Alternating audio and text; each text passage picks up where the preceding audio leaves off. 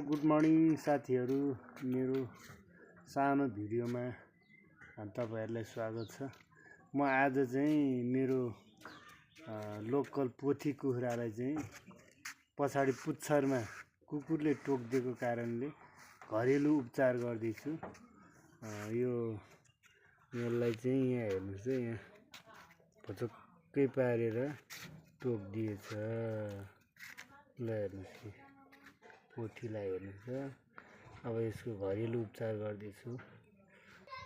फेरि टोकेको कुकुर चाहिँ यही हो क्या, यो माइली कुकुर एकदमै यो ओजी भएको छ। हेर्नु त, यसैले टोक्यो हो, के गर्नु अब।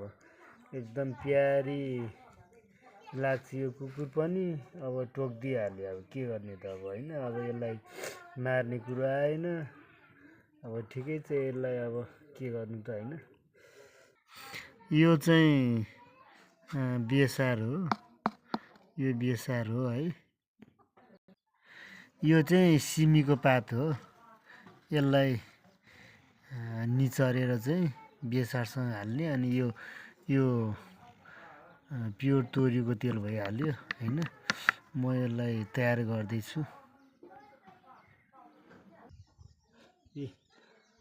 सामान तयार भइसकेको छ।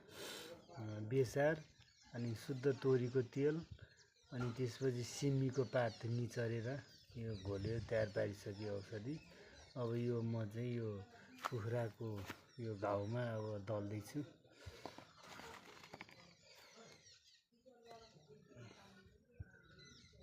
यो तपाईहरुले नि गर्नु सक्नुहुनेछ।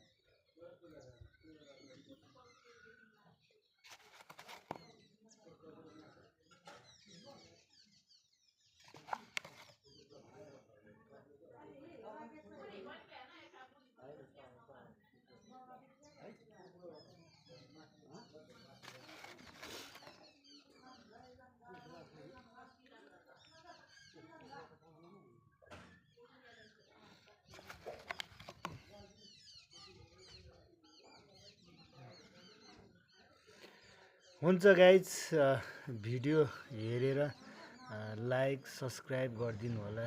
हुन्छ, तपाईहरुको दिन शुभ बितोस्, राम्रो बितोस् है त। हस्, नमस्कार।